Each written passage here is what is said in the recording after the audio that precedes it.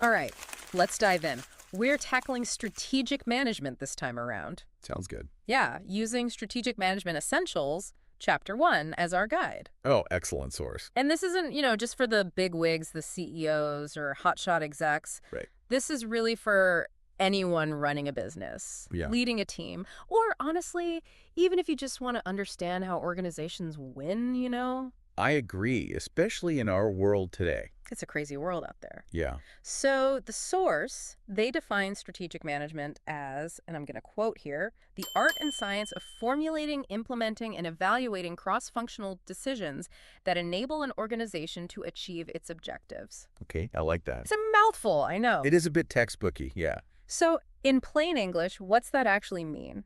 Well, let's think of it like building a house, right? Okay. You're not just going to throw a bunch of bricks together and hope for the best. No, you've got to have a plan. Right. You need a blueprint, Oh, yeah. a design, materials, the steps involved. That's what we're talking about with the formulating stage. Got it. And then you've got to actually build the thing. Right, put the plan into action. Exactly. And that's implementing. Okay. And of course, along the way, you're checking to make sure everything is going according to that original design, Right. making tweaks as needed. Mhm. And that's the evaluating stage. So it's not just a one-time thing. You're always kind of circling back and making sure you're on track. It really is a continuous process. Yeah, Planning, acting, and adapting. Yeah. gotcha. And like building a house, it sounds like this involves a lot of different teams. What the source calls cross-functional decisions. Absolutely. You got your architects, your builders, electricians, plumbers, all working together Yeah, that's a lot of moving parts. to create the final product. Okay, so if we're sticking with this house analogy, Yeah. what's the foundation of strategic management? The foundation, well, those three stages we just talked about. Formulation, implementation, and evaluation. They work together, kind of like chapters in a book, leading the organization towards its goals. Got it. Formulation sets the direction, implementation brings the plan to life, and evaluation makes sure you stay on course Yeah. and adapt when you need to. That makes sense, but doesn't that kind of imply a rigid process? I mean, things change so quickly. You're right, you're right. And that's where the art of strategic management comes in. It's about finding that balance between data and analysis, Yeah. but also intuition and experience. So not just number crunching. Right. Think of a seasoned sailor navigating a ship. Okay. They have their charts, their compasses, but they also rely on their gut. Right. They're years of experience. Exactly, to adjust to the changing winds and currents. So data is your compass. Intuition is your rudder. I like that. I like that a lot. I like it too. Now, the source also talks about the need for organizations to be adept at adapting. What does that even mean? Like, how do you become more than just adequate at adapting? Well, it's about creating a culture that doesn't just tolerate change, but embraces it. Okay. Sees it as an opportunity, not a threat. Think Yeah. about Netflix or Amazon. Yeah, good examples. They didn't just survive disruption, they thrived on it. They did. Always experimenting, learning, changing their business models to stay ahead of the curve. That's a really good point. I guess the ability to kind of predict what's coming next, Anticipate and respond, yeah. that's more important than ever, I right? guess so. But, before we get too far into that, let's back up a bit and talk about this whole intuition versus analysis thing. Sure. The source, they say both are important in strategic management, but how do you find that sweet spot? It's a good question. Yeah, is it 50-50? Does it depend on the situation? It definitely depends. There's no one right answer. Sometimes you have data, Right. plenty of time to analyze and make a carefully considered decision. Mm. But other times, you got to go with your gut, make a quick call. You do? The key is being aware of your own biases Okay. and getting different perspectives to challenge your assumptions. That makes sense. So it's kind of like that old saying, measure twice, cut once, Yeah. but sometimes you just got to make the cut. You do. Now, this is interesting. The source also mentions that sometimes leaders, when they rely too much on gut feelings, they make decisions that kill businesses. Oh, it happens? It does. How do you avoid that? Well, you have to constantly test your intuitions against what's actually happening. So don't be afraid to be wrong. Exactly. Be willing to challenge your assumptions. Look for evidence that might contradict your gut feeling. Yeah. You mentioned Apple earlier, right? Yeah. Well, their success with the iPod, Huge success. it wasn't just a stroke of genius. Right. It was a calculated risk. Mhm. Research, market analysis. They blended Steve Jobs' vision with solid groundwork. That's a good point, yeah. So it's really not one or the other. Yeah. You need both intuition and analysis. find that balance, knowing when to trust the data, when to trust your gut. Exactly. Now let's unpack some of these core concepts, right? The strategic management toolkit. The source throws a bunch at us.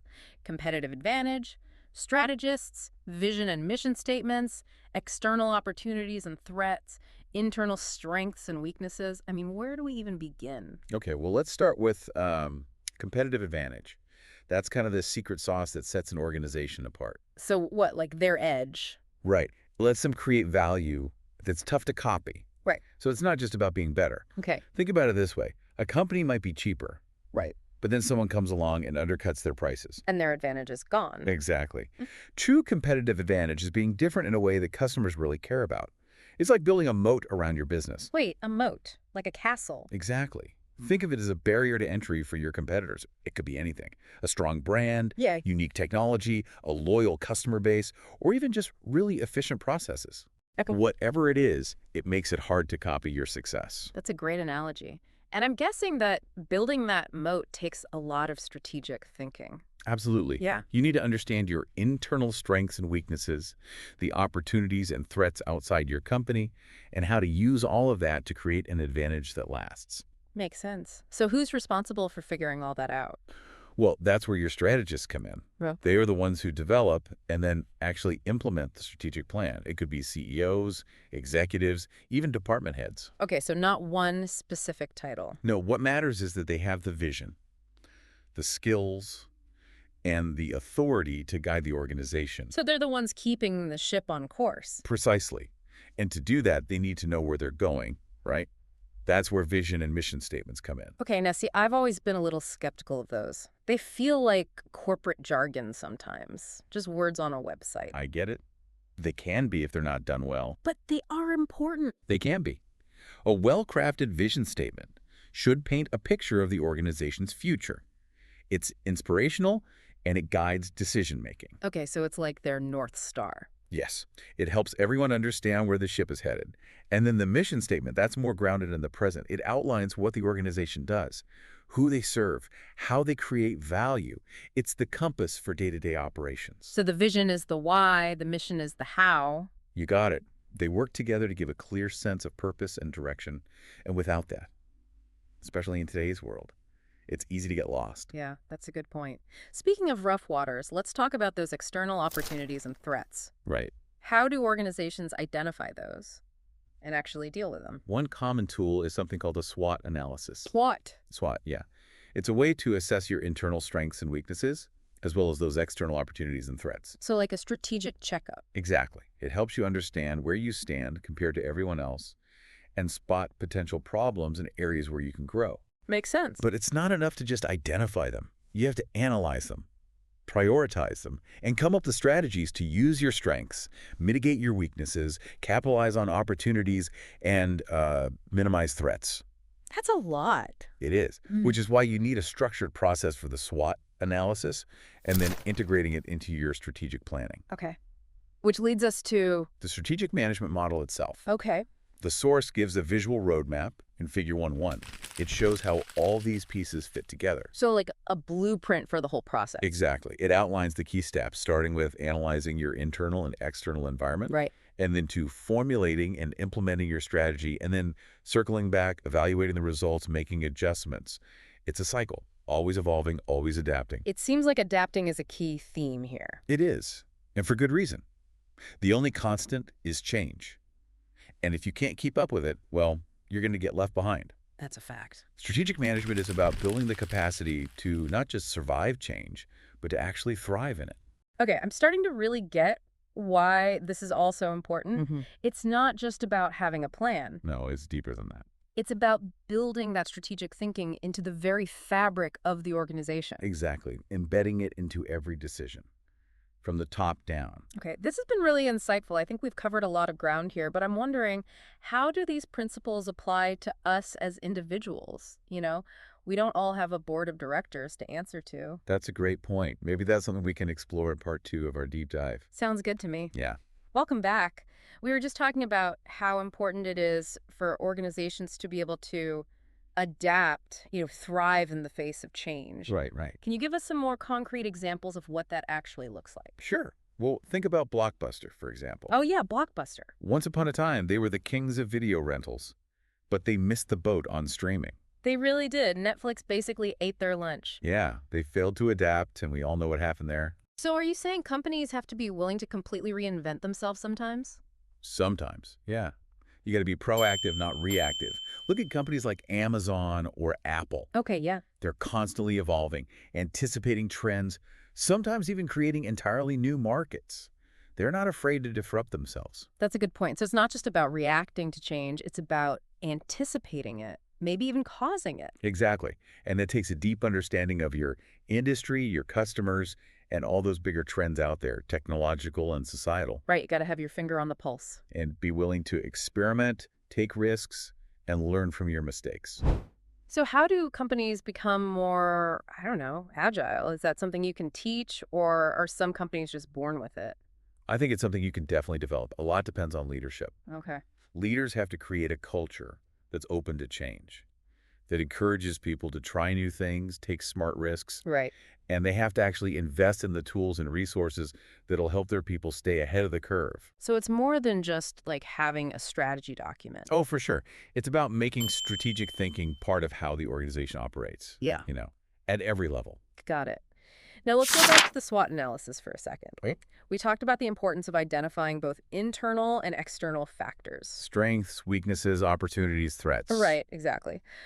What are some common mistakes companies make when doing a SWOT analysis? One big one is being too surface level. Okay. You have to go deeper than just listing generic strengths and weaknesses. Be specific. Quantify your data if you can. Give me an example. Sure. So instead of saying we have a strong brand, Yeah. you could say our brand awareness is 80% and our customer satisfaction is 95%. Right, so back it up with data. Exactly. Another pitfall is not prioritizing. You might have a huge list of factors, but which ones really matter? Which opportunities are the most promising? Which threats keep you up at night? You need to rank them and focus your energy where it matters most. Okay, makes sense.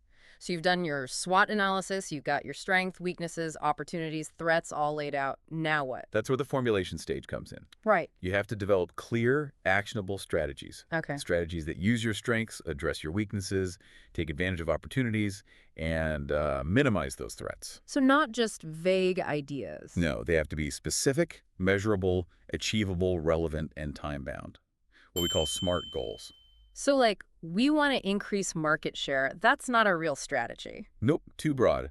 What market? By how much? By when? Hmm. A real strategy would be something like, we'll increase our market share in the Southeast region by 10% within the next 2 years by launching a new product line that targets their specific needs. Ah, I see the difference. Okay, so you've got your SMART goals. What's next? Implementation. Yeah. This is where the rubber meets the road. You have to allocate resources, assign tasks, set timelines. Right, get things moving. Exactly. Monitor progress and be ready to adjust along the way. And communication is key throughout the whole process. Make sure everyone understands the plan, their role, how it all contributes to the organization's success. So communication is crucial. Absolutely. A brilliant strategy is worthless if nobody understands it. Yeah. And it's a two-way street. Leaders have to listen to feedback, be open to new ideas, and be willing to make changes if things aren't working. Okay, so you formulated your strategy, implemented it. Are we done? Almost. The last stage is evaluation. Oh, right. This is where you assess how well things are going, measure your progress against those objectives, and figure out where you can improve.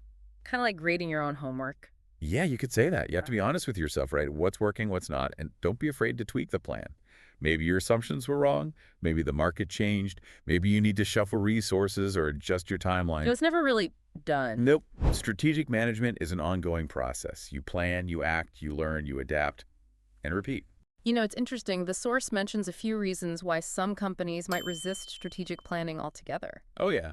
It happens. Why do you think that is? And why is it so important to overcome that resistance? Well, some folks just don't see the value in it. They might think it's a waste of money or time, a distraction from the day-to-day. Right. Others might feel like they're too small or too busy to bother with formal planning. Okay. And some are just plain scared of the unknown. Makes sense. Change can be intimidating. Strategic planning forces you to ask tough questions and make hard choices. So how do you convince those companies that strategic planning is worth it? Show them the benefits. Show them how it can impact the bottom line. Increase market share, make customers happier, attract and keep good employees. Right. Tangible results. Exactly. Help them see how it can help them reach their long-term goals. It seems like you need someone who's really passionate about strategic thinking, someone who can get everyone on board. Oh, absolutely. Leadership is key. You need someone at the top who can articulate the vision, set ambitious goals, and rally the troops. Now, the source also mentions some potential pitfalls to watch out for, like jumping into strategy formulation too quickly, not communicating effectively, and not involving key employees. Why are these things so dangerous? Well, rushing the mission development phase is a big one. Hmm. If you haven't defined your core purpose, values, aspirations, your strategic plan is going to be all over the place. It's like setting sail without a destination in mind. So you might be moving, but not necessarily in the right direction. Exactly. And once you know where you're going, you have to communicate it clearly to everyone in the organization.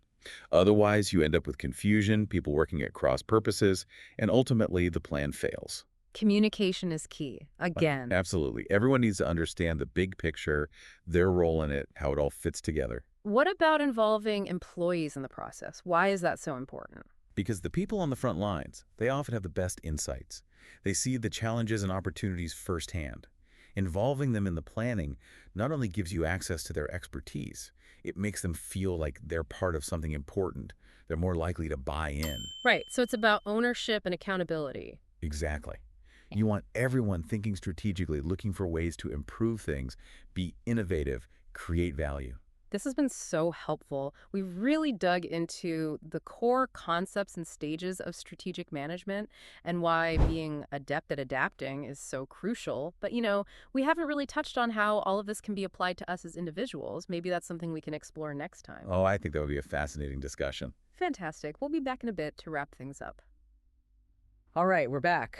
We've covered a lot about strategic management for organizations. We have a lot to think about. But, it got me thinking, how does all this apply to us as individuals? Oh, that's a great question. Yeah, I mean, it's not like we each have a board of directors, right? Yeah. You might not have a formal boardroom, but you definitely have goals, aspirations for your life. True.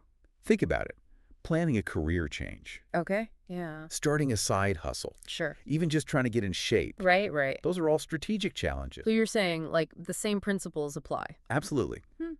It's about making conscious choices Yeah. that line up with your values, your goals. Oh. Let's take that career change example. Okay. You're not just going to quit your job tomorrow with no plan. Hopefully not. Right. Yeah. You do your research, Yeah. see what skills you have that could transfer, explore different options, network with people in the fields you're interested in, Right, right. maybe take some courses to boost your qualifications. That's strategic thinking. Okay, yeah, I see that. So for us regular folks, where do we start? How do we become more strategic in our own lives? It all begins with understanding yourself. Okay. What are you good at? What are you not so good at? What are you passionate about?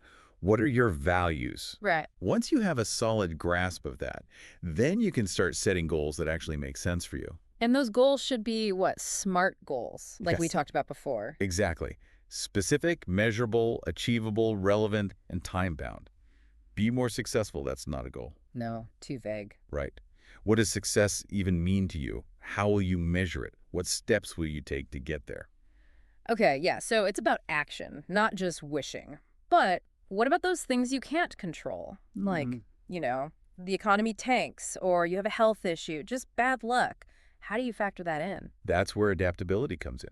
Just like businesses need to adjust to a changing market, individuals need to be flexible, resilient when things go sideways. Think of it like navigating a maze. Okay. You might have a planned route, but you got to be ready to switch things up if you hit a dead end. So have a plan, but be open to changing it. Exactly.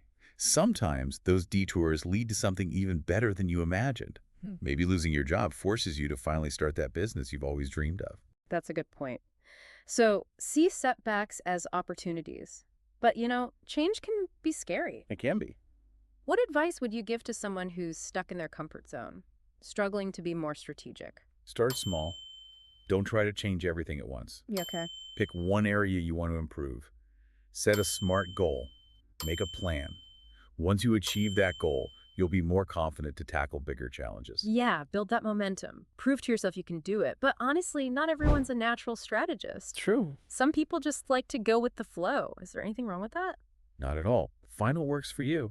But I think everyone can benefit from a bit of strategic thinking.